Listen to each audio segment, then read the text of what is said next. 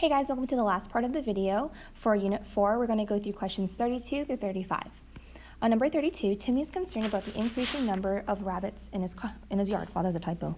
Okay, sorry. Timmy is concerned about the increasing number of rabbits in his yard. He kept track of the totals using the table below. So part A, we're given that we need to use linear regression to create an equation that represents the number of rabbits y at any given number of minutes x. So they said that rabbits are y and minutes are x. And this makes sense because time is always independent. Now it says to use linear regression. Using linear regression is using your calculator and using that linear regression tool. So I already have my table here, so I'm going to go ahead and pull up my calculator, and I'm going to type these in. And if you hear any noise in the background, I apologize about that. Teacher next door is playing a video, so there's not really much I can do about that. Let me pull up my review on my laptop so that I have the table in front of me. Okay, so there we go. Okay, so the first thing I always do is I'm going to reset my calculator just because we want to start on a fresh, clean slate. Every time we take a test, we always reset anyways. Okay, now the first thing you have to do is you have to make sure Stat Diagnostics is on. So you're going to click the Mode button, and then the third thing from the bottom is Stat Diagnostics. So I'm going to go ahead and turn that on. So I'm going to turn that and turn it on. So it was off, now it is on. And then I'm going to go ahead and hit Stat, hit Enter for Edit. And I need to type in my L1 and L2. Remember, your L1 and L2 are whatever your X and Y values are. So L1 is going to be X, and your X is always going to be L1, and your L2 is going to be the Y values. So you're going to type in your tables exactly how you see it. It is essential that you type in everything exactly as a table shows, or you will get a mistake. So right here, I accidentally typed a 1. We need to retype an 11 there. 1, 3, 6, 7, 11, 15, 5, 10, 22, 30, 37, 50. Okay, so I believe that is correct. The next step is to hit Stat, go over to Calc, and then you want to hit the number 4 for linear regression, and you want to go all the way to the bottom and hit Calculate.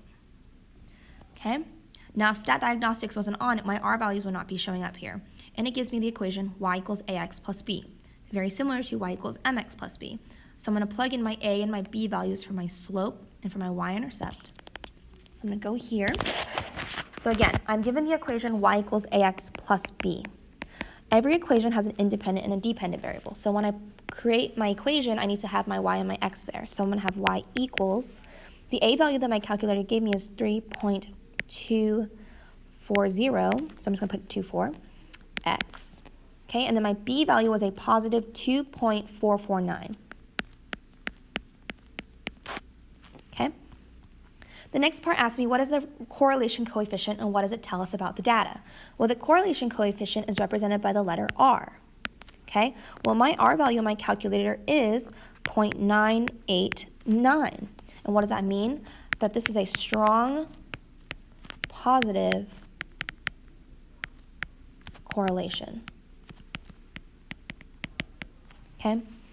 Using your equation about how many rabbits will there be in 25 minutes. Now minutes is our x value. So minutes is x, so I'm going to plug 25 in for my x in my equation. So I'm going to have y equals 3.24 times 25 plus 20, or 2.449. I guess I didn't really explain the part B really well. 0.989, because that's so close to positive 1, it's really strong. And because it is a positive number, that's why it's a positive correlation. All right, so here if we put the math in our calculator, you have 3.24 times 25 plus 2.449. We get 83.449. So it says about how many rabbits will there be? They're going to be about 83 rabbits because we can't have part of a rabbit. So there's about 83 rabbits if we just round. Because it does say about, so it's about 83 of those. Okay. Next question, Dave is keeping track of how many snow cones he sells during the festival using the table below. Use linear regression to create an equation that represents the number of sales, y, at any given number of hours, x. So hours is x, sales is y, which means my L1 is x and my L2 is y.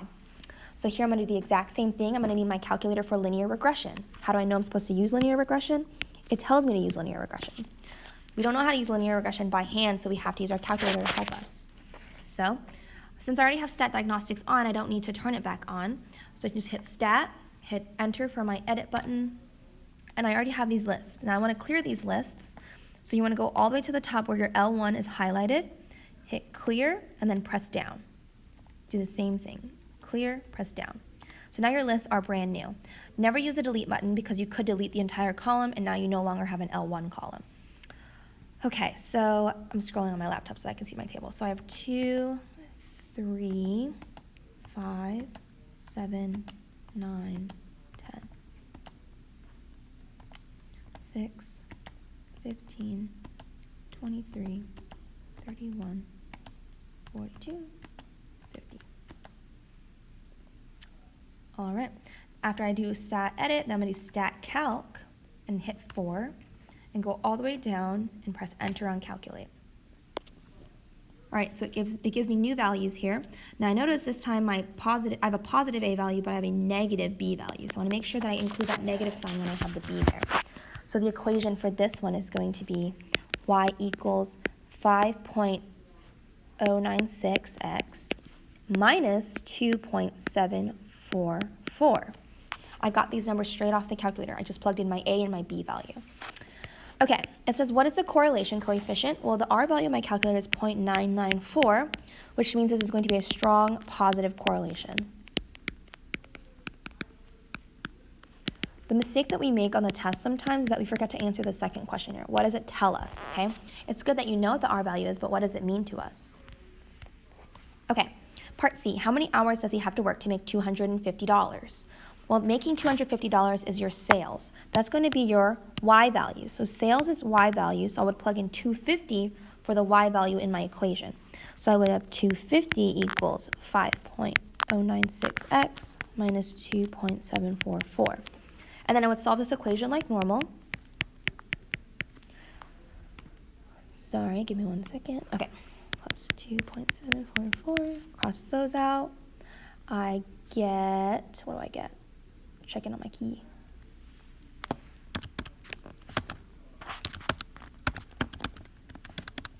Now I think on my key I only use 2 decimal places, and that's fine. I just happen to use 3 here. 247.256 equals, so I had to move this because I didn't have room. 5.096x. Okay, and I divide both sides by 5.096. So I have x equals 48.52. What does that mean? It's going to take about 50 hours to make that much money. If you want it around 249, you can, but it's going to take about 50 hours.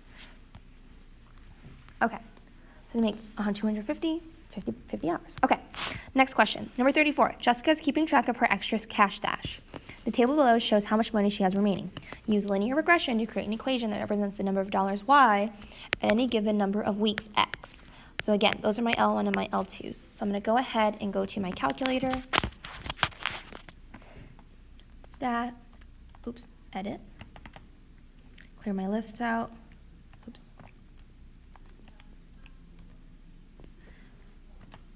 enter my data in. 1, 2, 3, 4, 5, 6.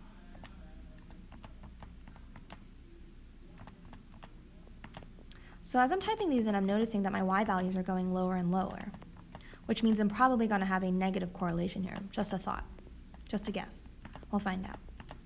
Okay, right? Because these numbers are getting bigger, but these numbers are getting smaller as I keep going. So it's a good indication to me that my what's it called? My correlation is going to be negative. So 4 for linear regression. Go all the way down to calculate. And here are my values. All right, so my y-intercept is huge, but that's okay. And look at my r value. It's negative, so this is going to be a negative correlation. So go ahead and write down that equation. So my a value was, oops, that's not the proper one. My a value here was negative 73.714x. And then my b value is going to be positive 834.667. Okay, again, I'm rounding on those. And if you only want to use 2 decimal places, that's also okay. All right, so my correlation coefficient is my R value, so negative 0.997. That means that this is going to be a strong because it's close to 1, but it's a negative number, so this will be a negative correlation. So it looks like as the weeks go on, my dollars are getting less and less and less. How much money will Jessica have after 9 weeks? Well, 9 weeks, well, what's weeks? Is that our x or our y? Those are our x values. So we're going to plug in 9 for our x values. So I have y equals negative 70, oh my gosh, I'm over the place, negative 73.714 times 9 plus 834.667. Go ahead and type that in the calculator. So you multiply first, and then you're going to add 834.667. So I get y equals about 171.241. So how much money will she have in about 9 weeks? About $171. Okay. The population of Webb County from the year Webb County, Texas, from the year 2000 and 2010 is shown on the graph. If the trend shown in the graph continues, what will the population be in 2015? Okay, well, there's a few ways you could do this. So you can either use your knowledge from Unit 3 and use your y-intercept and use point slope form or whatever you would like to do, or you could plug it into your calculator. I think what I'm going to do is I'm going to find the slope of this line and then plug in for 2015. So here's what we're going to do. Looking at this graph, there's clearly a y-intercept here. I have a y-intercept. The y-intercept is here at 0, 193, right? 0, 193 is a point, and it's a y-intercept of my point. So this is one way. I'm going to do it the first way first. But first, in order to get my slope-intercept form, right, y equals mx plus b, I need my slope as well. So I know b is going to be 193, but what is my slope going to be, right? You have to use the slope formula. So I have 2 points here.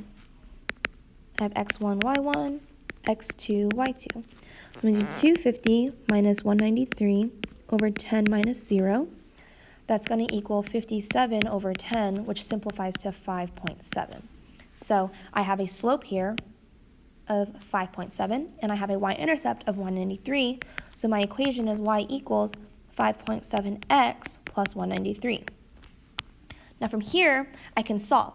It says if the trend continues, what will the population be in 2015? Well, if you look at the graph, it says that the x values are the number of years since 2000. So if I'm talking about 0, I'm talking about the year 2000. If I'm talking about 10, I'm talking about the year 2010. So if I'm talking about 15, I'm talking about the year 2015. So I would input a 15 in for my x here because I want to know what the population will be in the year 2015 because those are my x values. Okay? And then I get y equals 278.5 if I do all of that math. That means that it's going to be about 278.5 thousand people. And you're like, where'd the 1,000 come from? Well, remember, our y values are listed in the thousands, so we're going to have 1,000 people. That's the first way to do this. Here's the second way you can do this. You can also plug it into your calculator, right? This table is just very small. It's not a very big x and y table. So the first point you have is 0, 193. The second one is 10, 250. You can do linear regression with just 2 points, and I'll show you. Okay?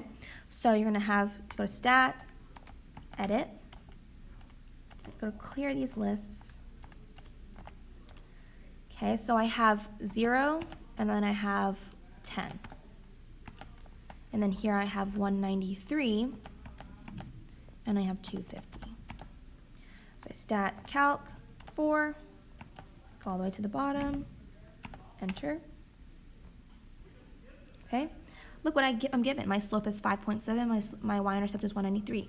I get the same equation regardless of what I do. Y equals 5.7x plus 193. And you would solve it the same way. You would plug in 15 for x. So there's 2 ways you could do this problem. Either way are correct, and either way you get the same answer. That is the end of your Unit 4 review.